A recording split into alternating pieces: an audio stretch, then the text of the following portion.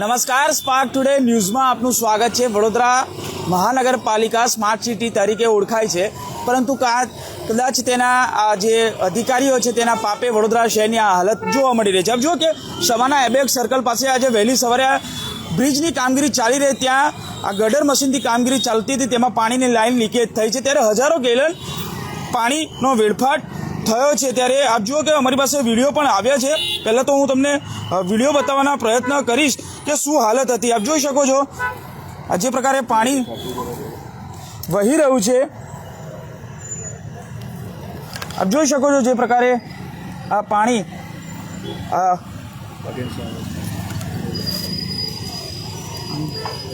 આપ જુઓ કે જે પ્રકારે આ પાણી આ વિડીયોમાં સ્પષ્ટ દેખાઈ રહ્યું છે કે વેડફાટ થઈ રહ્યો છે।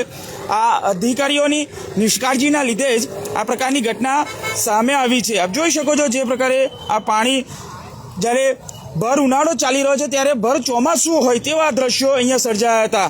આપ જોઈ શકો છો જે પ્રકારે આ બેફામ રીતે પાણીનો વેડફાટ અહીંયા જોવા મળી રહ્યો હતો સમા એબેક સર્કલ પાસે। ત્યારે હવે આ અધિકારીઓ જે કોન્ટ્રાક્ટરો છે તેની બેદરકારીના કારણે આખી પાણીની લાઈન લીકેજ થવાનો મામલો સામે આવ્યો છે। આપ જોઈ શકો છો અત્યારે અહીંયા પણ આ પાણી ભરેલી લીકેજ લાઈન જોવા જ મળી રહી છે। એટલે આ પ્રકારે આ નિષ્કાળજીના લીધે આ ઘટના સામે આવી છે। આપ જુઓ કે આખો રોડ, મારા કેમેરામેનને કહીશ કે બતાવવાના પ્રયત્ન કરે, આખો રોડ આપ જોઈ શકો છો, અહીંયા આખા રોડ પર આ પાણી હાલત અહીંયા જોવા મળી હતી।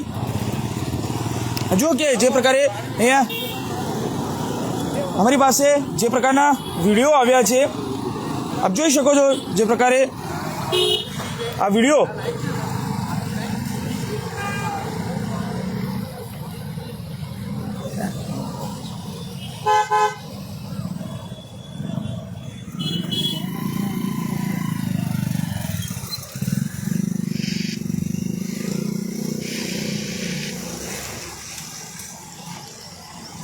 આપ જોઈ શકો છો જે પ્રમાણે પાણી અહીંયાથી નીકળી રહ્યું છે।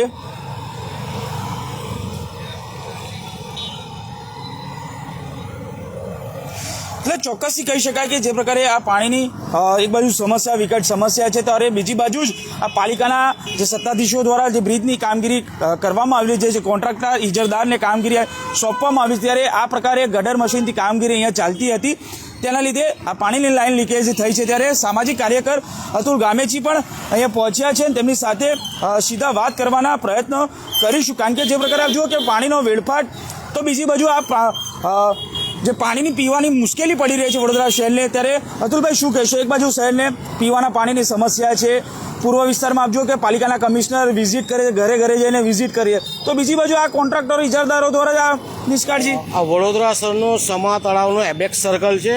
સવારે 4:30 વાગ્યા બ્રિજની કામગીરી જ્યારે ચાલતી હતી અને બીમ બનાવવા માટે જે ખાડો ખોદવાનો છે એનો ઉપયોગ કર્યો, એ સમય દરમિયાન સવારે 4:30 વાગે પાણીનો ધોધ નીકળ્યો અને પીવાનું કરોડો ગેલન પાણી નીકળ્યું અને સીધું ગટરમાં અને સમા તળાવમાં અહીંથી વહી ગયું। ક્યાંક ને ક્યાંક કોન્ટ્રાક્ટરને જ્યારે કામગીરી હાલતા હોય છે ત્યારે કોન્ટ્રાક્ટરને તમામ લાઈનો બતાવવામાં આવતી હોય છે, પરંતુ ધ્યાન નહીં રાખવાના કારણે, કોન્ટ્રાક્ટરની બેદરકારીના કારણે આજે અહીંયા એક પાણી લીકેજ થયું છે, મસ્ત મોટું ભૂવો બી પડી ગયો કહેવાય, અને આ પાણી કરોડો ગેલન પીવાનું વહી ગયું છે। તો આવા કોન્ટ્રાક્ટરો સામે તાત્કાલિક પગલાં ભરવા જોઈએ। સાથે અત્યારે ઉનાળો છે, અત્યારે જો 10 વાગ્યામાં તાપ આપણને લાગી રહ્યો છે, લોકોને પીવાનું પાણી નથી મળ્યું, લોકો માટલા ફોડ્યા છે, કમિશનર સાહેબ બધે વિઝિટો માર્યા કરે છે, પરંતુ ક્યાંક ને કોન્ટ્રાક્ટરની બેદરકારીના કારણે આપ જોઈ શકો છો અત્યારે કરોડો ગેલન પાણી વહી ગયું છે। અત્યારે રિપેરિંગ કરવાની વાતો ચાલી રહી છે, પરંતુ રિપેરિંગ થયું નથી।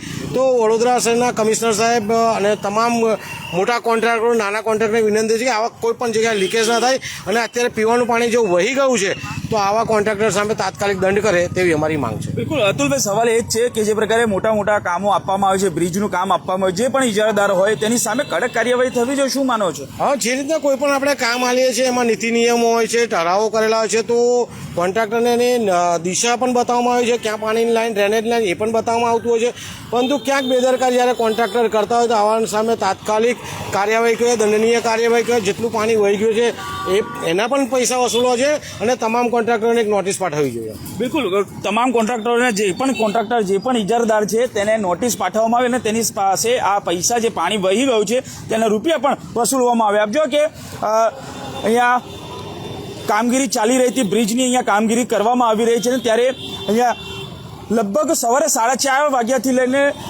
સવારે 8 વાગ્યા સુધી આ પાણી એમને એમ જ વહી ગયું છે. એટલે 3 થી 4 કલાક આ બ્રિજની જે અહીંયા કામગીરી ચાલતી હતી તે પ્રમાણે અહીંયા ગટર મશીન ખોદવામાં આવી રહ્યું હતું. આપ જુઓ કે ગટર મશીનથી અહીંયા કામગીરી ચાલી રહી છે.